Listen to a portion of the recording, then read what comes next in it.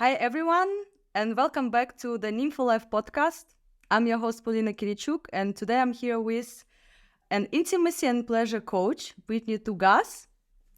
Hi, Whitney. Hello. How are you doing today?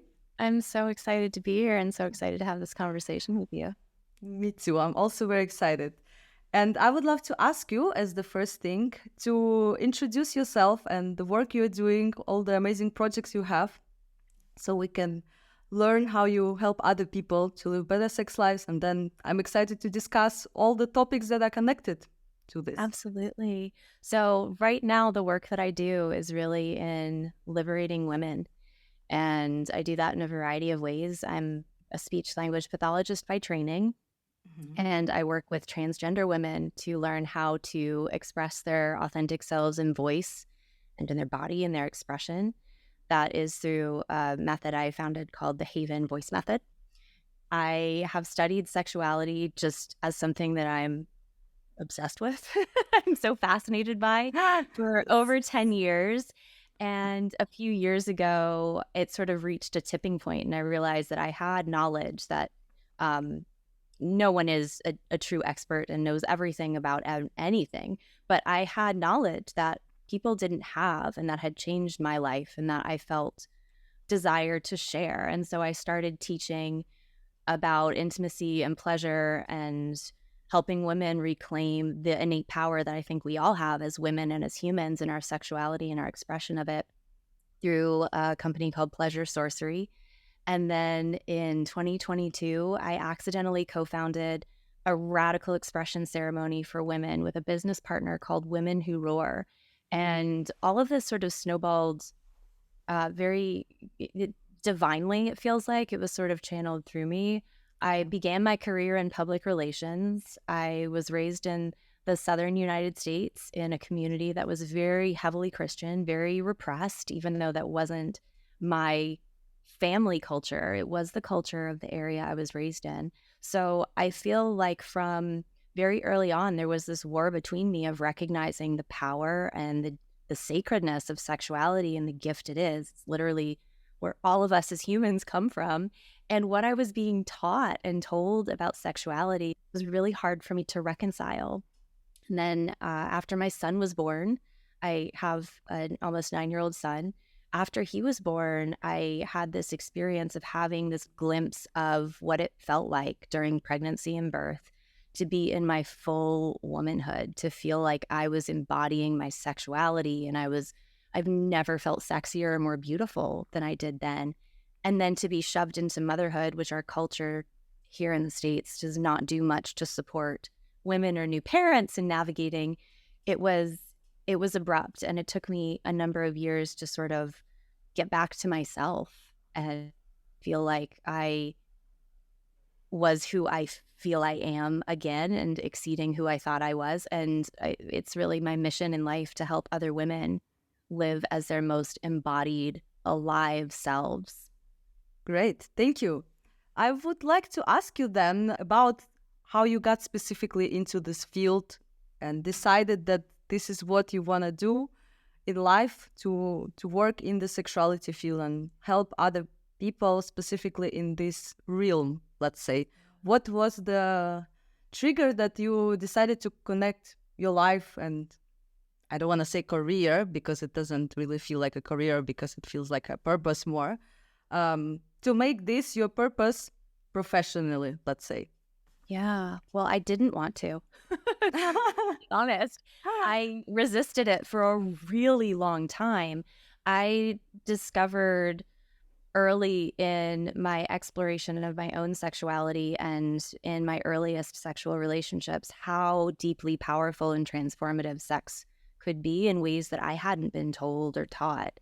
And I also had all of this messaging about sex being shameful, sex being something that, you don't talk about, and no education whatsoever or conversations about pleasure. I mean, for those of you listening, I invite you to reflect on what you were taught to even call your genitals when you were younger. I was taught to call mine my private parts. It didn't even have a name, which, from the earliest conceptualization of that part of our body, I think a lot of us are unintentionally taught, oh, we don't talk about that, which I was as well. So when I realized upon completing my first Tantra workshop at 27 that, oh my God, can I swear on your podcast? Is this Definitely. Cool. Holy shit. This is something that I felt this soul pull to. And I didn't know what it was, but something in me lit up in going to that workshop. And all the workshop was, Polina, was 4 hours of intense eye gaze with strangers and going through these very intimate sharing practices. It wasn't even sexual. It was men and women, right? It was men and women, but the vulnerability and, oh my gosh, the discomfort of those experiences was something I wanted more of. And so I had conversations with people after the workshop, asking them how they learned about this. How can I learn more about this? And my partner at the time was not very interested in doing things that were that uncomfortable. So I put it on the back burner, like so many of us do who are called to something inconvenient.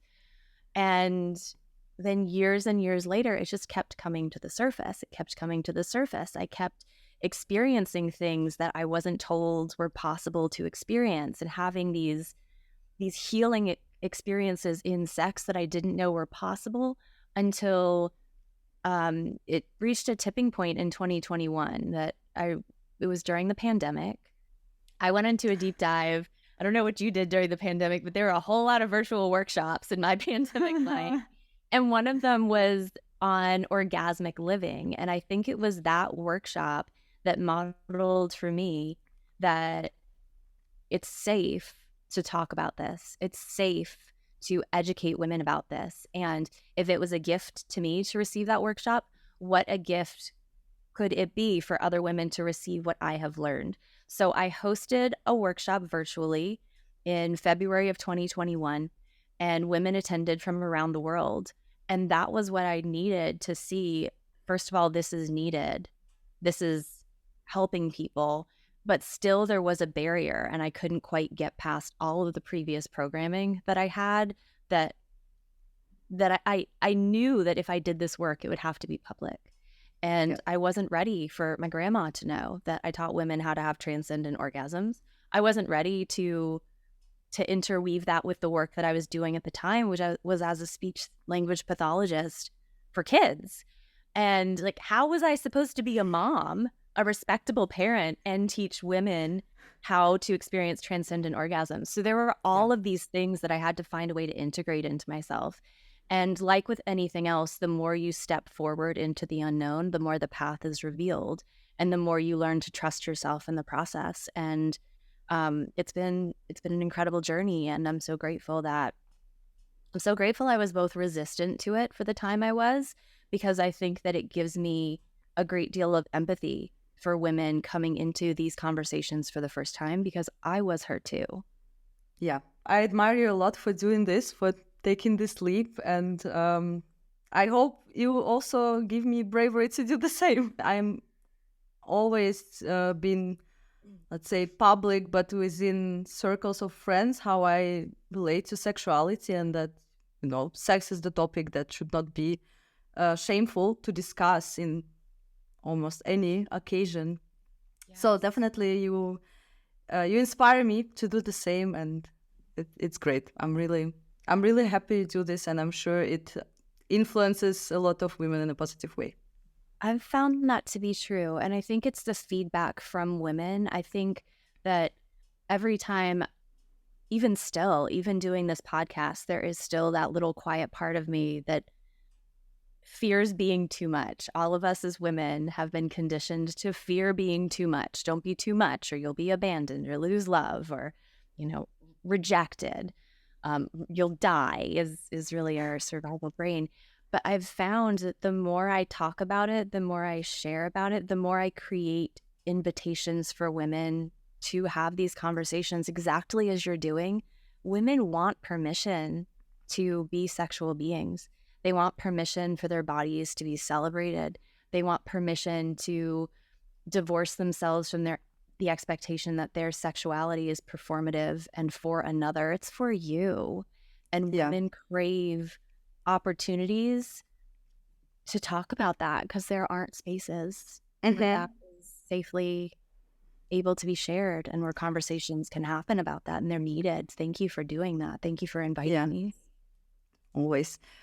Actually, to elaborate on this, I always felt like I'm too much in terms of my sexuality, but not in a way that I would, feel sorry for this, but because I was growing up with this concept that men from media, from TV series, movies, pop culture, that men want sex much more than women. And then when I started living my sexual life, I realized that basically I almost never had the partner but who would want the same amount of sex as me. Not that I tried to suppress it, but it was just really weird for me that no one is talking about it. And there's this standard that is also created in your head. And that's why I guess many women start thinking that something maybe not wrong with them, but they are somehow abnormal in their sex drive or how much they need sex to be fulfilled. Yes, I think that's a really important point. And there are some women fall on both ends of the spectrum. It feels like the more conversations I have about this, the more prevalent it becomes that women think there's something wrong with them for one reason or another. And in that example, women who have a high sex drive and do desire more sex believe there's something wrong with them because the media and society tells us as women that, men want sex, women don't really want sex. And then the women who don't have a very high sex drive, they're more sensitive to the media telling them that women are supposed to be sexual and that men won't be satisfied if they don't want sex at the same rate that they do. It's like there's really no way to win. But the underlying lesson in all of this, I think, is that there's nothing wrong with any of us. Like some of us have higher sex drives, and sex drives fluctuate. They're not static. There have been times in my life that my sex drive has been in the toilet, and there are times that it's been ravenous, and all of that is normal. All of that is your body communicating to you, and none of it means there's anything wrong with you. That's true. That's true as well. Okay, let's circle back in time a little bit. I would like to ask you, as I also asking all of my guests, because I think it's important to talk about sexuality in terms of how you first encounter any thought or image related to sex.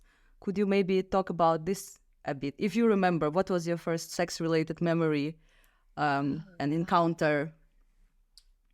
That is a really good question. The first time that I was exposed to something sexual was probably from a movie. I grew up in the 80s, and I remember seeing the movie Dirty Dancing at a much younger age than I had any business watching it. I'm sure my parents understandably thought that I would have no idea what was going on, and I didn't. But there's a lot of material in that movie that is adult material, nothing explicit, but it also ignited in me my lifelong passion for dance. So thank you. Oh, that's great. But I was obsessed with the movie Dirty Dancing from the time I was 3 years old. And I think it was not necessarily because of the depiction of sexuality, but because dancing, in the themes of my life, dancing is really vitally important to me and how I express myself. And it is a way that we as humans express our creative or sexual energy. And I think that was probably my first exposure to anything sexual. There were elements of that movie, again, that were explicitly sexual, but mostly it was just this draw, this pull to this expression of this energy I recognized but didn't have any understanding of until much later in my life, which was sexual energy. And you already mentioned that you basically did not have any formal sex education in school, right? Or how was it in the US at that time when you were So in that's school? a good question. my mom brought me to a class about puberty and, what to expect as I was going through puberty. And I think it touched on sex a little bit when I was 10 years old, which my mom Mm-hmm. is very progressive. I am so grateful to have had a mom who was not shaming and who did invite these conversations and opportunities for me to have permission to understand my body, because a lot of women don't have that. But in school, a lot of our education in Greenville, South Carolina, circa late 90s, was abstinence focused. You don't have sex. But there was also at that time, I don't know how it is now, the inclusion of STI and pregnancy prevention. So Mm-hmm. we learned about condoms, we learned about how sex physically worked, but we did not learn anything about pleasure. We didn't learn anything about intimacy, which is something completely separate from sexuality. We didn't learn anything that would help us navigate this very vulnerable terrain that is human sexuality. Um, so it was very primitive, I would say. But I also recognize I've met adults who had no sexual education whatsoever, and they got theirs mostly through porn, which Yeah. porn is yay porn, but it's not. Its objective is not to teach you how sex works. Yes. It's It's not what it's there entertainment. for. It's not what it's there for. Yeah. Unless it's some porn aimed at education. I actually True. discovered some projects that, there was a Berlin-based project, which was, I think, called School of Porn, something like this. But basically, it was independent adult actors who got together and they created like classes, online classes on the oral sex, anal, how to have a threesome, but in consensual way, about communication. So this is great to More of that, please. right? Yeah, Yeah. like even it could be a not formal like format of it, let's say, but it still should be somehow helpful and not mainstream like it is now. It's interesting because I only had in Belarus at the time we had just one class, 45 minutes, and that was it. And it was when the guys were split from girls, and we only learned about basically they didn't show us how to put condom on. It was okay, this is uterus, you can get pregnant and you can get an STI, so also better not don't have sex at all and nothing else. That's so funny. I forgot. Yes, it was separated girls from boys, which I actually think is a good idea. I think that especially in the formative experience and introduction to sex, that it's important to, that's what I do now is I work with women and sort of go back in time and like, let's take to the experience of how you were taught to talk about sex and only do it with women first. I think that it's a good idea to separate, in whatever way it makes sense at this point to separate, because gender is a construct, but to have containers where the people who are in the container feel safe discussing. We did that too. Yeah. We had 1 week a year, Polina, where we would have a class every day about human sexuality, and then we wouldn't touch it again the rest of the year. It was just like sex ed week. Okay, we're done. We did our duty. Let's move on and get back to, I don't know, biology. Once per semester? How often? Once a year. Once a year. How many years? I think it started I think we went to a 1-day thing in 5th grade, and then 6th grade, 7th grade, 8th grade. It was once a week in middle school, those 3 years. And then I don't think it was touched at all in high school, which high school would be the perfect time to have relational education classes. Yeah, definitely. Well, we had it, I think it was 10th grade, so everyone was pretty much 16 or 17 at the time, and there was this just one 45-minute class once, and that was it. Wow. Yeah, so people were already, having sex, some of them, but it was so, looked down from the students that, come on, we already know all of this, give us some more information, so... And it's interesting to think through now as an adult what we were learning as impressionable young people about sex from from that experience of it only being one class for 45 minutes, or it only being 1 week of the year and only these 3 years. It was teaching us subconsciously that it's something that you don't talk about. It's not part of your experience on a Yes, larger scale. It's something that, you sequester from the rest of your life as much as possible, which is something that I know you and I are trying to turn the tide of. definitely. But also to elaborate a little bit on this, on like separation, I think it's definitely worth separating, as you say, based on your experience as well, for women and men, of course, maybe to feel more comfortable in the group, because also maybe there will be some kind of power play that guys would be like making jokes or something. But on the other hand, men, a lot of men know nothing about, for example, menstrual cycle or stuff like this, like biology. I saw this TikTok the other day. I didn't know about this case. So the first female astronaut that NASA sent to space for 6 days, they gave her 100 tampons. And it was some girl comedian like singing a song and playing on the piano. And she is like, 100 tampons. And this is literally our nation's brightest mind. They are literally rocket scientists. I saw that song. Oh, I saw that. Now that you mentioned it, that's a really good point. I think that there's room for both, for conversation in spaces where you might need to feel understood by all people and not be educating other people by you sharing. And there's also, I think you're right. Now that I reflect more on it, there was probably a huge missed opportunity to create opportunity for different genders to have conversations together. That would have been an exceptional thing to model and, give practice in doing during those classes. Yeah. We should you wanna revolutionize sex education in schools, Polina? I think I would love to. Here. Honestly, I would love to. Great, Whitney. Then let's move on to the next part, and which I'm very excited about. It's the most exciting part about life, I think, in general. Let's talk about orgasms. Let's talk about orgasms. You define 5 different types of orgasms, right? Yes. Could you please introduce us to what they are and basically what they are, those 5 types? So every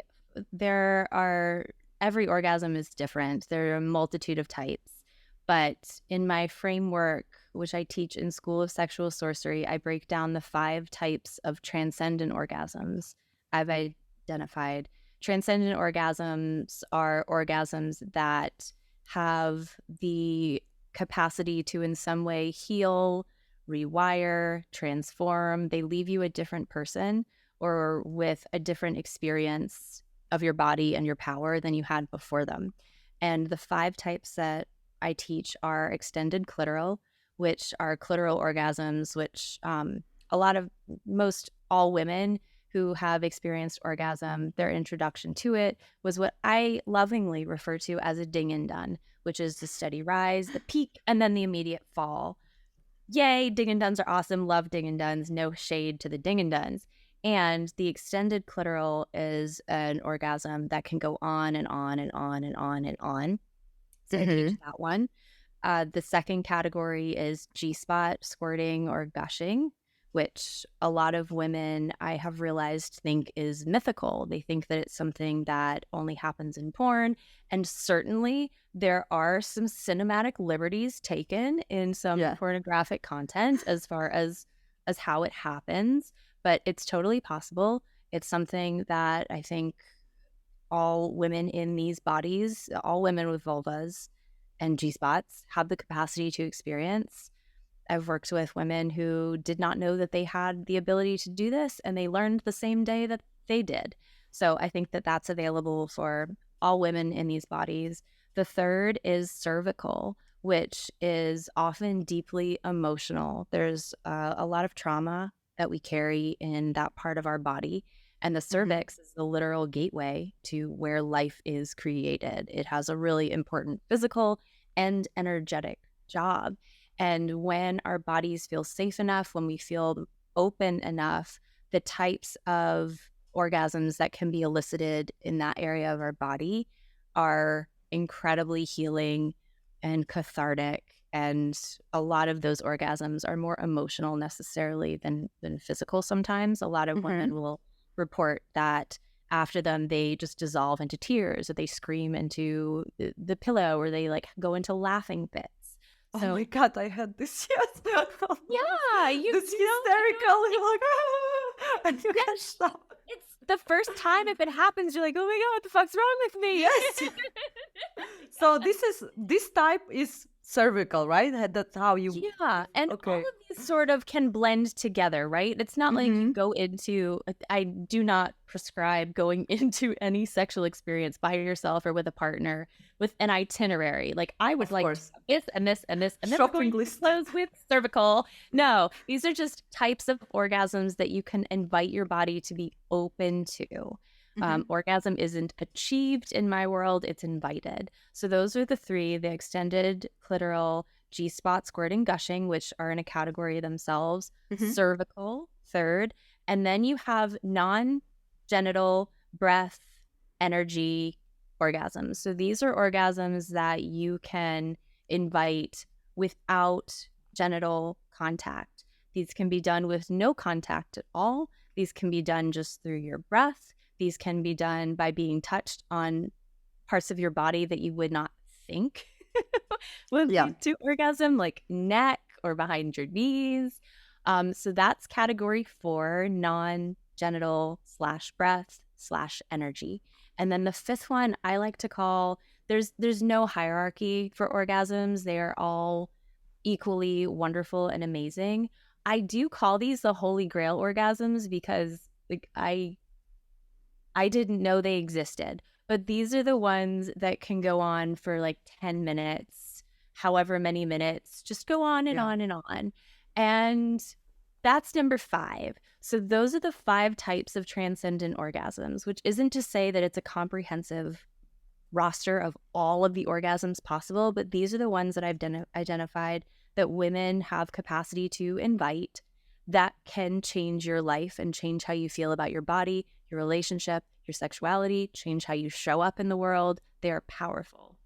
And in the workshops that you're having with women to teach them how to invite all these different types of orgasms, how do you approach it in general? Do you first, of course, I imagine, introduce it, and then do you give some exercises or homework, for example? What is your approach to then teach women how to achieve, how to invite, all those orgasms? So I see transcendent orgasms as a byproduct of safety, trust, and presence, more than something that you set out to accomplish and stake a flag in. So I start in a way that is very far removed, honestly, from what you might expect, which is perhaps some people listening to this would assume that it's more strategy and technique.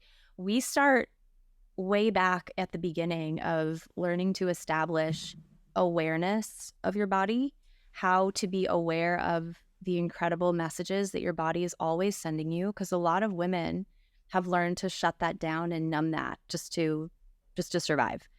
And it's not your fault if that is you. That was 1000% me, to the point that my body started shutting down and I was forced to learn how to listen to it, how to trust it, and how to honor the messages it was sending me. So we start very foundationally with just establishing connection with our body, building safety and trust in that experience, and then learning how to express the things that our body is communicating to us as invitations. Because in sexual experiences, those are really physically and emotionally vulnerable experiences in all cases, no matter if it's just you know, in a self-pleasure practice, whether you're with a partner you're comfortable with, whether you're with a partner you're not comfortable with, they are emotionally and physically vulnerable. And what happens to all of us, I feel confident saying this because I still do it sometimes, is that in the moment, we will often lose touch with what our body is actually saying, and we'll say yes when really our body is saying no because we want to say yes, but we don't actually mean yes, but it's not done consciously. Yeah. Transcendent orgasms happen when you're fully open, fully safe, and fully in your yes. So if there's any part of you that is constricted or that is a no to that, you can't just muscle your way through it. So we start with learning foundational skills to build safety, trust, and presence that then snowballs into these incredible experiences that are possible once that is established. Yeah. I wish I found you earlier because my journey to orgasm was kind of also shaking. I can tell us about it. I would love to hear your experience. It's actually why also the main reason why I decided that it's worth starting this project, and also sharing my experience, because I was always super curious about sex and I thought that it's the coolest thing ever. And when I lost my virginity, I was 19, so it wasn't that young, let's say. So I was super hyped, and I thought, and I loved sex since the moment I started having. I mean, not the first time, of course, but in the beginning. But I could not reach an orgasm. But I loved the process, so it was still. I would never say no to sex, and it was the most inspiring and pleasant thing for me. But at some point, maybe 2-3 years down the line, I started questioning, okay, what is wrong with me? I'm not new to this anymore, but I still have not experienced this. And then, of course, my first solution was to go ask my girlfriends, how do you feel? How the orgasm feels for you?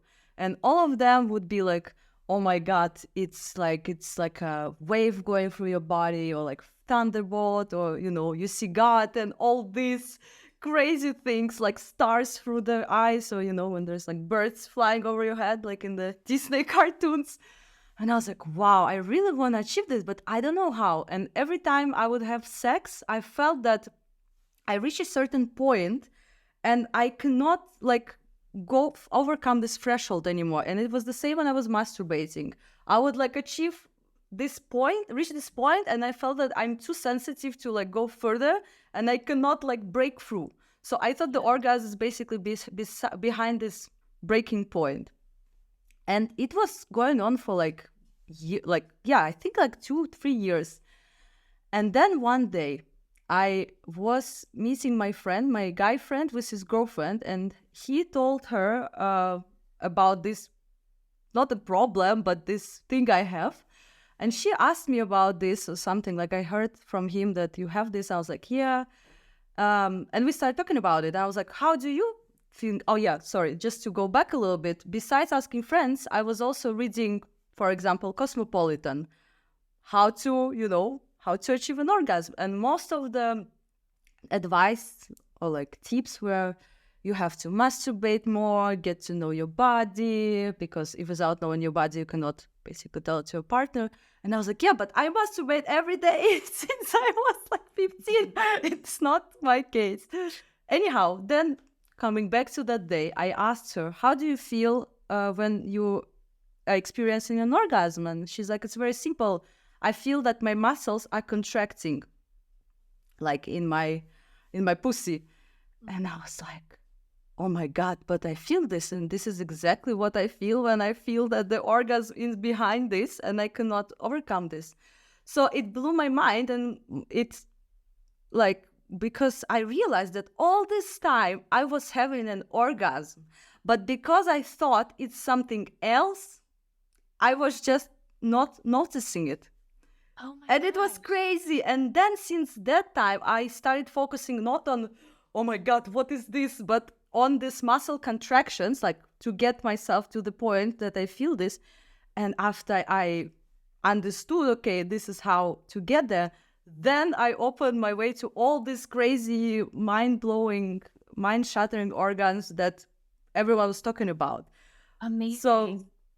So yeah, that's why it's so important to me, this topic of orgasm, because so much of it, when you haven't experienced something, you can imagine that it's something else based on, again, popular culture, like magazines and stuff like this.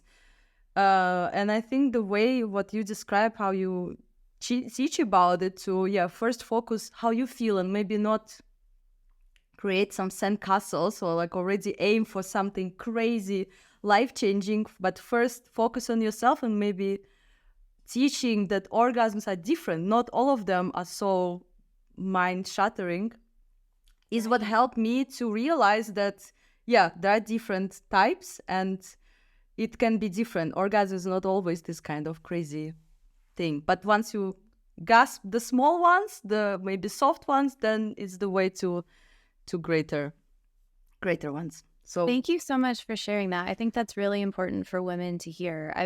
I've heard from women who have never had an orgasm in their life before, and I think that those women do a lot of what you did. They think there's something wrong with them. They, are researching, how do I do this? How do I do this? How do I do this? I would love to hear more about your experience and what happened once you made that shift and had that realization. I would also encourage or invite any woman who's listening to this that resonates with your story, or, doesn't know if she has had one or doesn't know if she can, to invite pleasure in ways that aren't sexual. Learn to experience pleasure in your body in non-sexual ways, in ways that don't have any expectation.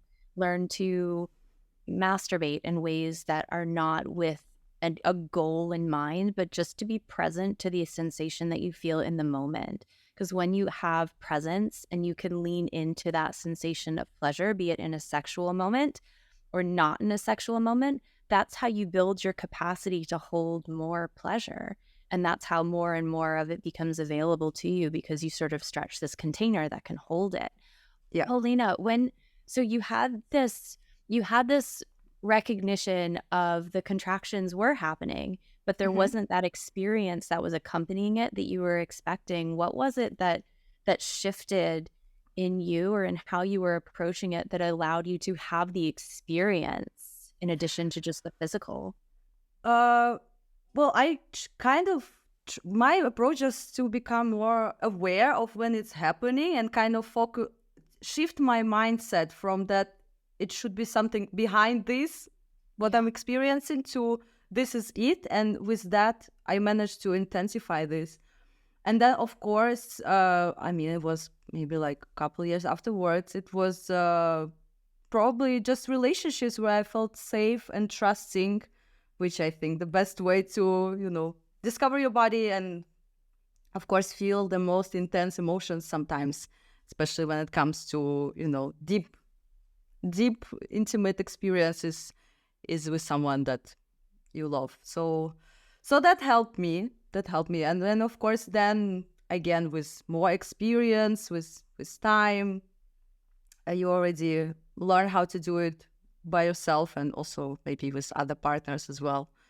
Yeah.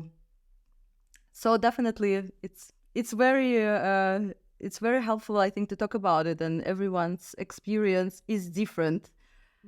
My thing was that I never met anyone at the time who would have the same problem or who would overcome this in the same way that I did. And that's why it's important for me, to share this maybe for someone who has the same experience as me. I'm so glad that you're sharing it. And I'm sure that there are a lot of women who are experiencing something similar and who feel really alone in it.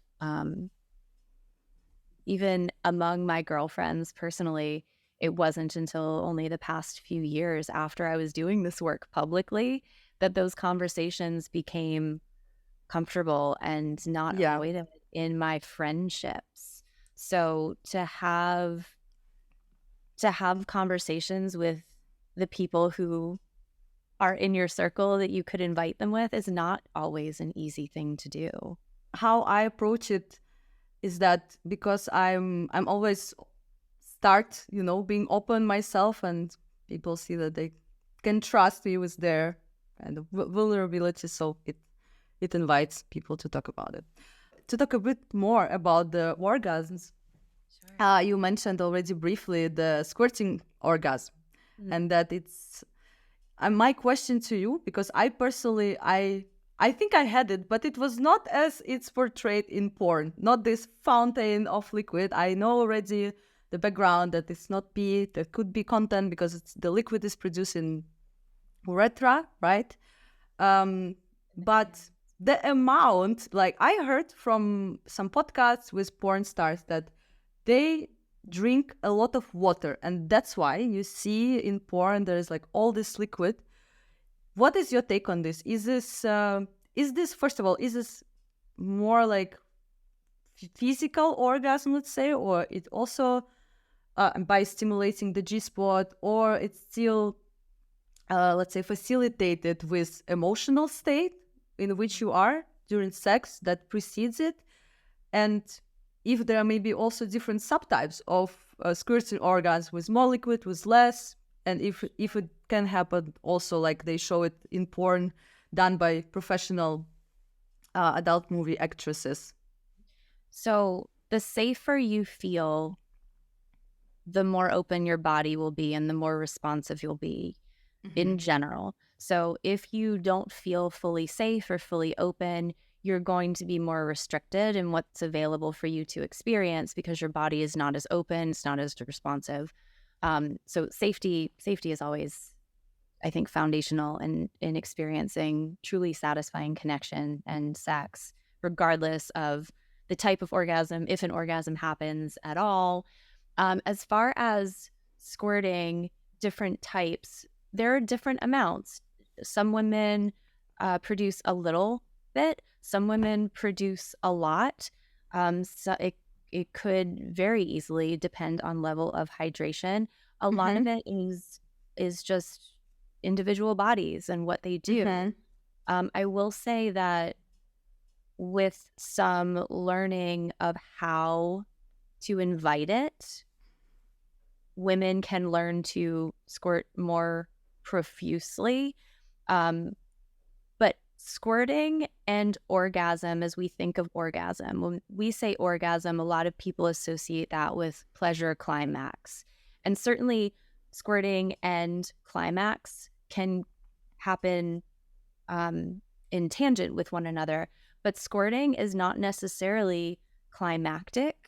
I do, however, still consider it orgasmic because it is a release. So sometimes there is a climax with squirting, and sometimes there's not a climax with squirting. Even with ejaculation in men, ejaculation and orgasm are actually separate.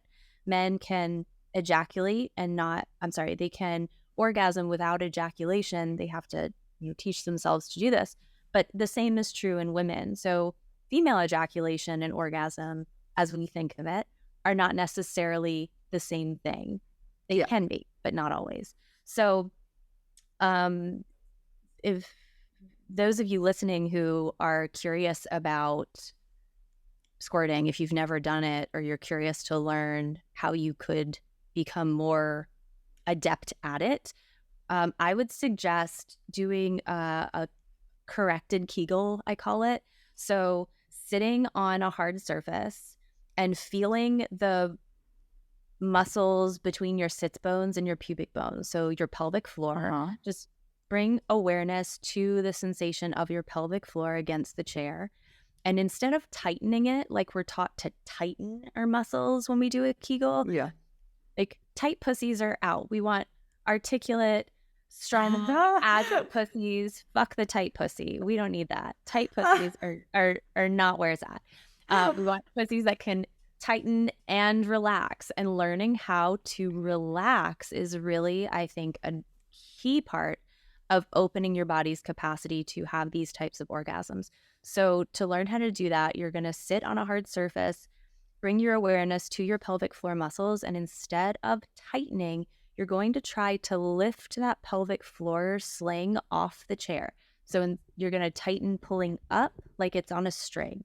So pull up, hold, release it, and then really release it. See if you can feel it almost like weighing down into the chair a little bit. So you're not just releasing the tension, but you're practicing really relaxing those muscles.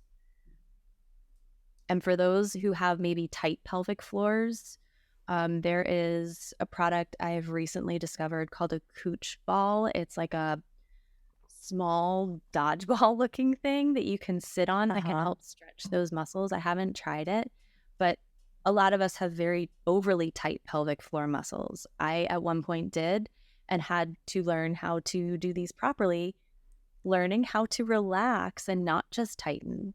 It's that relax that's going to help you, because when you are getting close to ejaculating, squirting, gushing, first of all, you might feel like you have to pee. That's normal. Pee before you engage, just so you can have peace of mind that you don't actually have to pee. But what is going to trigger that is your allowance of those muscles to relax. Whereas instead of contracting inward, like it happens with a lot of orgasms, when it contracts more outward when you're squirting. Yes. So there's more of that focus on the relaxing motion. That's a great tip. Thank you very much for this. Absolutely. I will definitely also take it as my homework. Yes, and those of you who try it, hit me up in DMs on Instagram. I'm at Pleasure Sorcery. I want to hear all about your exploration of squirting orgasms. Yes, definitely. I will link all your profiles down below. Beautiful. Next topic, which we touched upon already a little bit, is the shame, and in general, I would maybe combine it with being self-aware. Some men and women equally have maybe are not that comfortable in terms of their self-esteem or the body image. What are some tips that you give to, first of all, work with that? Because I understand that this is kind of the groundwork, right? That you lay down is the first one is kind of relationships with yourself and getting rid of the concept of shame towards your own body, right?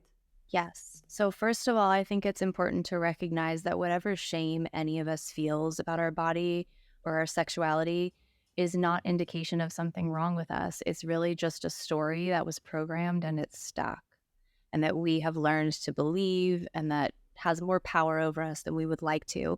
We didn't put it there. Often the ways that it did get there, sometimes they were intentional, but often they weren't intentional, which doesn't invalidate that they are there. But I think just looking at the shame as an observer and with some compassion and some grace, recognizing it as a story and not as something that defines you is an important step in creating some distance from it. Going back to something that we touched on earlier about what we learned to call our genitals. A lot of us were taught to call our genitals cutesy names or euphemisms. I have met very few adult women who are taught their genitals were called a vulva. I've met a number who were told it was called a vagina, which is actually the birth canal that connects the vulva to the cervix and literally translates into a place to put a sword. So it has a very patriarchal origin, whereas vulva, which is the external genitalia largely responsible for female pleasure, was not named in most young girls' experience. So ladies, if you're listening, your external genitalia is your vulva. Your internal canal is your vagina. Your vulva is your external genitalia. Say it with me now. Vulva. Vulva. All right. Vulva. Vulva. So I think naming our genitals out loud, especially when it's done in groups, I do this in my workshops, is incredibly powerful. It seems so basic, but until you think through the implications of what you were taught to call your genitals, you don't really realize how for a lot of us that was unintentionally, again, shaming. What were you taught to call yours? I know that it was not in English, so I won't have... Yes. But for some of your listeners, they might. I think it was also like not biological name, just like casual slang, let's say. But also, I think I didn't even know the word vulva until I was in my 20s already. And it was also a surprise for me that this is not a vagina even, as I said, vagina is inside and the whole organ, let's say, is a vulva, which is, it's crazy. It's like a basic biology. We all know this is a nose. We all know this is an ear. This is an elbow. But when it comes to, if you were to put a group of little girls in a room and ask them to label body parts, if you were to get to genital, like, what is this called? I think it's changing with our generation of parents. But in my generation, we would all have different names that we were calling that part. Yeah. So I think that getting comfortable with naming your own anatomy dissolves a lot of pre-programmed shame. It doesn't do all of it, but if you are someone who has not like looked in the mirror or turned to a friend, which no one does this but me, so you probably haven't, and said, like, as a practice, like, I had, like, this is my hand, here is my belly button, down here is my vulva, and like, you don't have to show them, but naming it as you would name body parts as a child will normalize that part of your body and give yourself permission to call it by something and to inhabit it. Great. And as we already also you briefly mentioned, I'm also very curious about this in general, sex education, and when it comes to how we received it, and of course what can be improved, especially the concept of pleasure that is not part of sex education. You as a mom, what are some other things besides naming the body parts, including genitals as they are? What is your approach to teaching your son to be open to this, or maybe not now? I guess you mentioned he's 8. He's 8, almost 9. Yeah. This recording. That's a really important question. It's something that I reflect on a lot as a mother, especially a mother of a son. I feel like I would be much better equipped in some ways to raise a girl because that's my lived experience. But I think it's no accident that the universe gave me a boy. That's been an edge of growth for me and much needed and such a gift.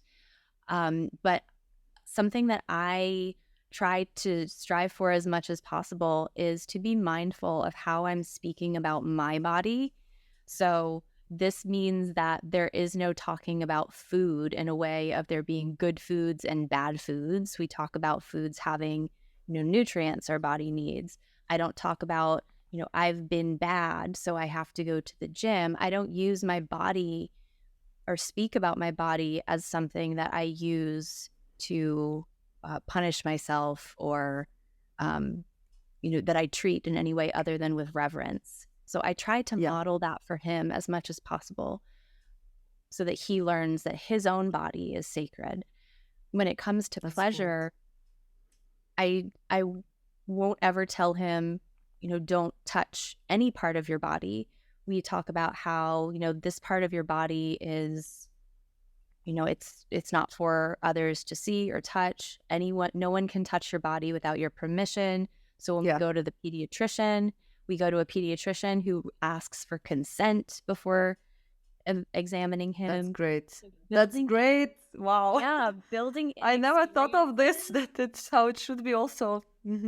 So building in experiences where he learns it is normal and necessary for there to be consent before he is touched or before he touches another is hugely important. But when it comes to more specifically regarding sexuality, as he's going to start exploring, if he has not already, the framework that I like to use is you can touch your body in any way that you want in privacy.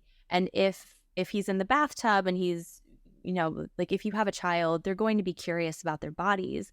Instead of saying, we don't touch that part of our body, what you can do instead is, it looks like you'd like to explore your body. Would you like me to bring you to your room so you can do that in privacy? So giving them permission to explore their own body and creating a container for them to do it safely in a way that doesn't violate any other's boundaries is something that I try to do. And, we're all learning as we go, especially when it comes to parenthood. But I've learned from other parents who have gone before me and continue to do so. So I'm open to other suggestions if listeners have them. I actually heard this one, which I also very much resonated. I heard it on the podcast. It was also a sexologist mom talking about this, how she teaches her son about also to be basically comfortable in his body and his sexuality. And she started when, exactly what you said, when he was like 3 or 4, to teach him that only your mom, your grandma, and and only your family can touch you, or like, get access with your permission, nobody else. Right. But that also crazy thing she said that there are some parents who are complaining that kids run into their bedroom and catch them having sex, and then that was exactly my experience. I caught my parents having sex like 3 times because I was just so open that, yes. But I mean, for me, it was at the end, I was like, ha, ha, ha, ha, ha. They were pissed because I already knew what it is, So yes. For me, actually, it affected me in a good way because I saw that even after 40, you have to have sex. I mean, it's healthy to have sex in a happy family. So that's a really healthy way to look at it. It showed me that, okay, that's what I want, for myself as well. So, but my parents, of course, were like, no, close the door, why are you not knocking? And she said on this sexologist lady that, how can you expect a child to knock to get into a room if you don't do this? And I was like, oh my God, this is true. My parents never knocked, on my door. I think it was even always open because I had like a couch bed, like, and it was always, you couldn't close it. And it blew my mind as well because I never thought of this. And I thought that it's so right to, teach that to a kid, like just simple things like knock on the door and ask if you can come in instead of just like breaking in. Yes, modeling consent and honoring boundaries so that they learn to do that too. I don't think my parents ever knocked. My dad, my mom didn't. Yeah, see? Never thought of that. Yeah, right? That's what you also hear about. Or she did a quick knock and then an open, like a... No waiting for response. Right. It was more like, I'm coming in.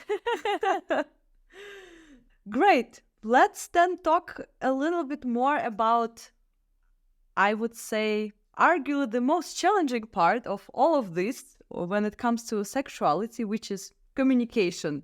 Oh, Lord, this is a hard thing for right? Yes. Same. No, honestly, Totally. I think it's really even if you are openly talking about sex with your friends or others or publicly, still I think the most challenging to talk about it with your partner somehow. Absolutely. Yeah, that's where it's most charged. There's most at stake. Yes. Why do you think is that? And again, what kind of advice you give to women? And is it even something also you touch upon in your workshops? I do focus in School of Sexual Sorcery on communication frameworks, because until you can feel safe sharing what you're learning how to tap into in your body, it's going to stay within you and you're going to bottle it up and it's going to come out in other ways that aren't really productive. So in learning how to express what's true for you and what's coming up in your experience and share it and invite someone else into it, that's how you open up opportunities for deeper intimacy. So as far as conversations about sex, if you think about sex as, something that is deeply enriching in the life of both yourself and your partner, it's really important for it to be fulfilling to both of you. And you go into a conversation as a team with that as the goal, for this to be as fulfilling and life-changing as possible for both of us. How can we make that happen together? I think that it dissolves some potential for there to be hurt feelings or defensiveness or fear of rejection. It's hard to make sex neutral. It's closely tied to our experience of our own humanity. I think that's why sexual assault is so deeply wounding, because it attacks really the source of where we as humans came from, which is sexual energy, sexuality. We are all products of sex. So just having understanding and reverence for the sensitivity of the topic and trying to approach it in a way that is not like from one side coming at another as an attack, but being really mindful that you want to get on the same page. You want to be side to side, moving toward this shared objective and having a conversation about how you can both do that and what you both need to make that happen. Yes. As far Great. as frameworks, I love the Imago dialogue, which you can Google. IMAGO, which was created Mm-hmm. by Dr. Harville Hendricks. It is a framework to navigate potentially charged conversations in a way that both people stay in neutral as much as possible and can be Yeah. heard, build closeness. There's also a framework called nonviolent communication, which is Mm-hmm. exceptional. Thank you for those recommendations. I Thank you will for definitely asking. also to check for myself, because yeah, for me it's always also the most difficult part, but it's again tied into this like being too much, oh my god, when it Yes. comes Yes. to not only sex but in general emotions, relationships, or your desires in sex or outside of it. That's a big part of what I'm feeling called to myself, is addressing exactly that wound that I also carry, the fear of being too much, the fear of being, inconvenient in my expression, or, my sexuality being too much or not enough, too much, not Yeah. enough. It's all sort of lumped together. Um, yeah, we all do carry that for sure. That fear of being too much. Are there some other, let's say, societal taboos or stigma that you are trying to address with your work besides what we already discussed? So, shame, that we should not shame ourselves for our desires or how our bodies look like, um, and basically what we want, and then this concept of being too much or not enough. Is there something else that your purpose is to change in society at large, or through people, of course, who you teach? I think that women are great forces of creation. And I think that all humans have this capacity, but I think that right now, where we are as a collective, I feel like the feminine energy in all of us, regardless of how we identify gender wise, is being asked to use that creative force in all of us to sort of up level the collective, and that it's forcing us to examine, patriarchal norms. It's forcing us to examine all of these standards that we have subscribed to for so long. And that until women can feel free, until women are free and they're not shackled by this fear of being too much, that's always going to be a bit stifled and limited. And I think it was in our conversation before we hit record, I'll share it now, but I co-created a radical expression ceremony called Women Who Roar a couple years ago as a one-off, because I was having a business meeting with another spiritual entrepreneur. She was craving a space where she could just let her big emotions run wild without fear of them being inconvenient, too loud, judged, shamed, shushed, quiet. And I said, that's really interesting. That sounds amazing. I really want a place where I can wear whatever the fuck I want without apology. And I will feel safe doing it. I won't be judged. I've loved being naked from the time I was little. And I think that, I spend as much time as naked as possible in spaces where it's acceptable. But there's something really powerful about taking these parts of yourself that have been shamed or that you feel would be shamed and bringing them out into the open, and instead they're celebrated. So we decided to create an experience where women could be, big and loud and take up emotional space and like scream and roar and wear whatever the fuck they wanted, even if it was nothing at all. We called it Women Who Roar. It was on the Leo full moon in February of 2022, and it changed our lives. It changed our lives. And we decided to do it quarterly on 4 full moons every year, or at least for the rest of that year. We didn't have plans to grow it at that point. And it changed other women's lives, and it's grown. And we did 4 last year. We have 6 planned this year. We are doing, they're all in Atlanta so far. We have plans to train other women to host these ceremonies in different cities and around the world, because what we hear from women time and time again is, I had no idea how much I needed this. I have reclaimed parts of myself I didn't even know were lost. I feel like I feel like I was expressing for all of the women in my ancestry who were not able to, who didn't feel safe to. And I feel liberated. And the ripple effect that has had in their lives, how they feel more confident and more self-assured and more loving toward themselves and others in other areas of their lives. I get chills thinking about it, and I experience it too. I would be at every single one of these ceremonies if I wasn't facilitating them.